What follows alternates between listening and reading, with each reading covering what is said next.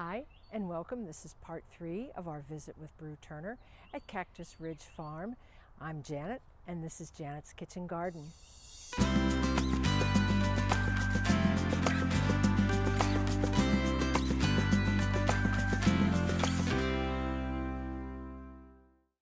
Now I have to ask, do you fertilize in your garden? We do. I use compost teas or like the Howard Garrett juice. Is I just compost teed yesterday. I can Explain what you mean by compost tea. Compost tea is, I have this bucket here. It has compost. It has my kitchen scraps. It has my carbon. It has my eggshells, my bananas. It's got my carrot tops. It's got my coffee grinds.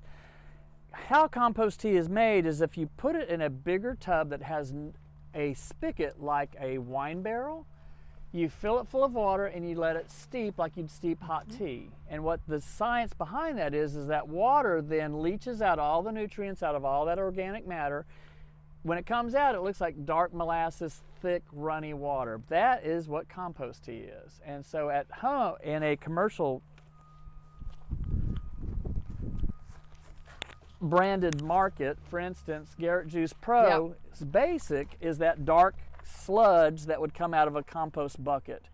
You now have a concentrated nutrient, but he adds liquid molasses, there's fish emulsion in here, there's apple cider vinegar, and liquid seaweed.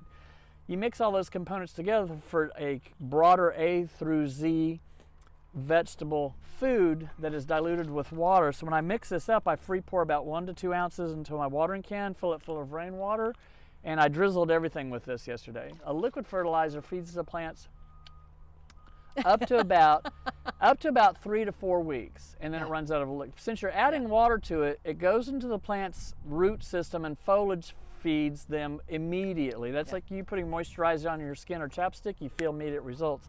If I had a dry fertilizer out here, which is most of them are now chicken manure based, when you water them or they get rainfall on, the dried fertilizers on average will keep a plant and vegetable happy up to 5 to 6 weeks. So, and it's the concept is every time you water that dry, it leaches down into the soil to feed your plants. So I always ask gardeners, are you a lazy fertilizing person, or you like to be out there fertilizing all the time? If you like to see more immediate results, I like the liquid fertilizer. I love Garrett Juices. If you can't or don't want to do compost tea, Garrett Juice is a great product. It's a really wonderful all-around product. I like it a lot. And since we're segueing products, liquid seaweed, a lot of people don't know this. There's a guy up in Martha's Vineyard, and he's got a YouTube video about when the high tide comes into his pond farm, the high tide ocean seaweed washes into his ponds, and when the low tide goes out, he rakes the seaweed out of the water, dries it and washes the salt off of it, but then pulverizes it, and that's how we get liquid seaweed. So liquid seaweed, people don't know this, if you go to a sushi restaurant and eat spring rolls or Thai food, stuff that's wrapped in seaweed, you're eating trace minerals that are high concentrated in the seaweed. The reason we use it in the vegetable garden is we liquefy this as a concentrate, add it to your watering can, and you're getting trace minerals into your garden. It is also the main ingredient in our root stimulators. And so since roots love trace minerals, that's why we use liquid seaweed and stuff. Another segue to this is because farm insects don't like the taste of the ocean. This sprayed on a plant also repels an insect. It doesn't kill them, but it's a good repellent. And I use this in the garden in a spray bottle every 2 weeks. Oh, that's nice. Now that I did not know, to use this that as a repellent. That's great, because with Garrett Juice, I do have a bottle of the liquid seaweed when I couldn't get some Garrett Juice, and I used that, but using that as a repellent, that's a great idea. I have stopped using any synthetics in this garden for the last 3 or 4 years. Yay, you! Molasses, and other people don't know why we do molasses. In Farmer's Almanac, and we'll segue to how my diary started, you're going to hear a farmer say, I'm going to sweeten my vegetables. And what he means is, I'm going to put some molasses out there. Now, how molasses became a gardening tool is if you're a rancher and you've got a skinny cow that needs to go to market, you give it molasses and it's high in calories.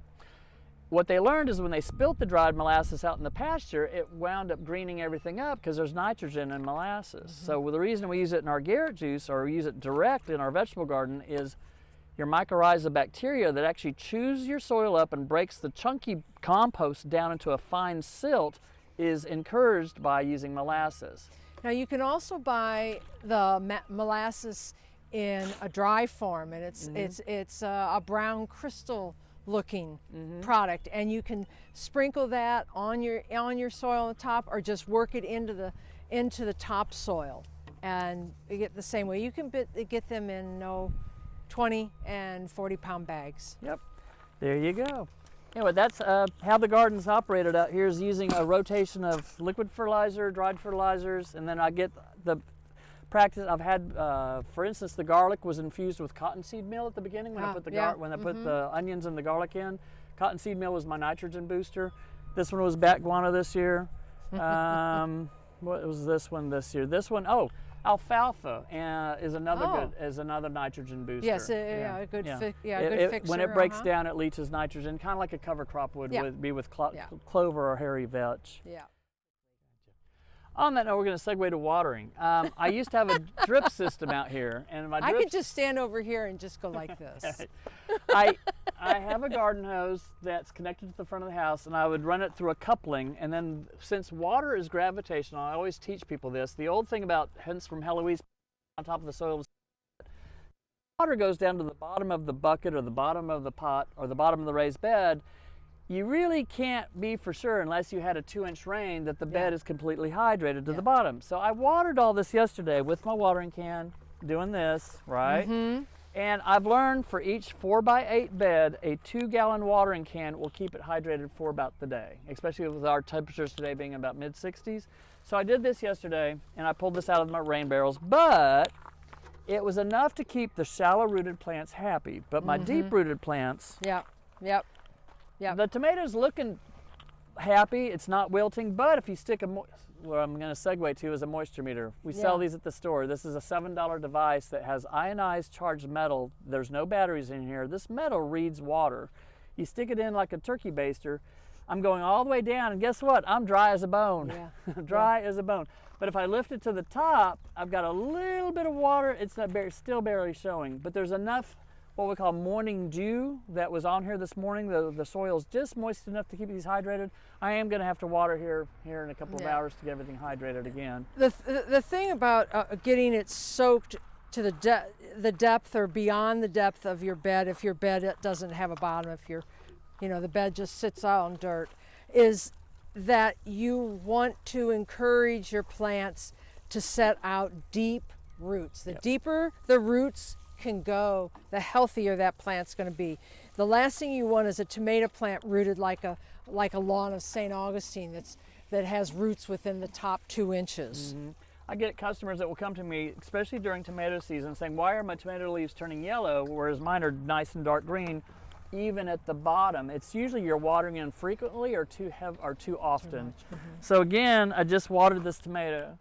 We're going to let the water sit for just a little bit longer, but I'm going to go back in with my meter and see how deeply my water went. Now that I put the meter in, it's only reading, now it's a 2, but it's up here at the surface at the 3 inches. If I do another soak, my goal is, if I push this all the way down, then that's reading a 3. Since water's gravitational, I just did this, the water level is now down to here. So once you do these, guys, I will remind you, I've gone to customers' houses, they leave these in the dirt, it burns them up because the metal gets fried out. The other thing it's interesting is when Brieux put the water on here, is watching the rate that, how quickly, I should say, the water soaks into the dirt. When the dirt absorbs it, you want your soil to retain the moisture, but you don't want that moisture to sit. And we're going to segue that to why we use pine straw. If you notice, my beds have pine straw, and I actually have pine straw. I'm going to come back and finish. These tomatoes got planted 2 days ago, so I didn't come back and finish. But pine straw breathes, and when you want your soil to breathe, I have people that want to use hardwood and cedar mulch because that's what they heard on the internet.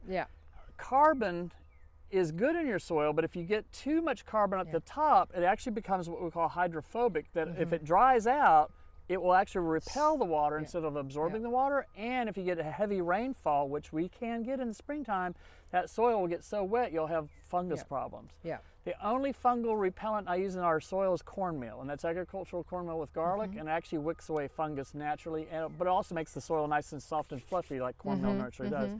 But if you see how thin I put my mulch down over here, here's a good example. It's just on the bed enough that you cannot see the soil, but it's not packed so deeply that it can't breathe. And that's your goal when you use your pine straw, is that it's just enough to cover the soil but not mat it thick. And the nature of pine straw is that it does not compact really tightly. It maintains its loft, so that you also not only get the moisture that'll go down in, but you get air movement. That's right. And for instance, if this was wide enough and I wanted to plant seeds right here, look how easy it is to pull it away. Now I've got exposed soil, I can draw a line right here and plant some seeds. If I don't want to put any seeds there, you just put it right back. But anytime I'm doing a crop rotation, this pine straw simply gets raked up, put in a bucket, and then for instance, there is no pine straw right here in this little section because the seeds are so close together. The closeness of the leafy greens are creating their own mulch or their own carbon environment. This is basically what he's got going here, is a tree canopy. Yes, yes. That's protecting like the forest floor. This is, it's completely interlaced, so it helps hold in its own moisture and humidity below the leaves. In one of my favorite digital magazines called Modern Farmer, it used to be out in New York, and you used to buy the hard copy at Whole Foods. They've now gone digital out of Vancouver. The term of why we mulch our gardens is called carbon farming, and when the sun radiates your soil, the carbon from your compost goes up into the environment. So a lot of what we call carbon loss, and why we're trying to sequester carbon back into our farming habits, which is going on with our new administration, is they're going to give farmers what they call carbon credits. And if you can prove that you're using cover crops and you're saving the carbon in your soil, you're actually going to get a tax credit in your farming. So smart. Yes. So smart. So the reason we use the pine straw, especially if you're we call an urban farmer because you live in the city, is you want to use that pine straw, and anywhere you have an empty space in the garden, you want to keep the straw on top of it, whether you've got a vegetable there or not. That way you're saving your carbon and you're not having carbon loss. The only thing, one thing to remember though about pine straw or any mulch you do, if you plant carrots, don't put mulch. Carrots don't like having to force their way through anything. Let them come straight up from the soil. Then you can mulch around them. That is correct. But don't plant them with mulch on top of them. I did that with my garlic. As far as I waited for my garlic fronds to get about that tall, then I went back and did a little thing of pine straw through them. And so that's why you see the pine straw around the garlic. So. Pine straw, you can, if you buy it commercially, ooh, big tractor. Nice looking wheels. Yes.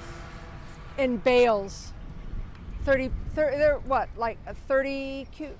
The bales What's that size? Because they're about like the compressed bales that we sell. If you expand, I brought them home before, but a compressed, what they call a compressed bale, when you pull it apart, will cover 3 4x8 beds. Yeah. So. It's a great product, and you can reuse it. It's not going to break down really fast. So you could just, when that bed is done and you want to replant, just rake it to the side or rake it off the bed and replant, and then reuse it. I'll segue how pine straw works in my asparagus garden. When the asparagus froze from the snow we had in February, this was all browned out, but it was also time to fertilize it. So I actually raked up all my pine straw, put down fresh back guano, fresh compost, top dressed a little extra soil to get the bed back to its optimum level, worked that in with my fingers, and then top dressed it with the same pine straw that was there before, put right back on top. In vegetable gardening, you always look at your raised bed's depth, and you always want to keep it full to within 2 inches of the top frame all year round. You don't want it to go any lower. Thanks for watching part 3 of our visit with Brieux. Stay tuned, there are several more episodes of our visit, lots of information. If you've enjoyed the video, please hit the subscribe button and the thumbs up button. Check out the links below in the description, and we'll see you next time. This is Janet from Janet's Kitchen Garden. See you later, bye.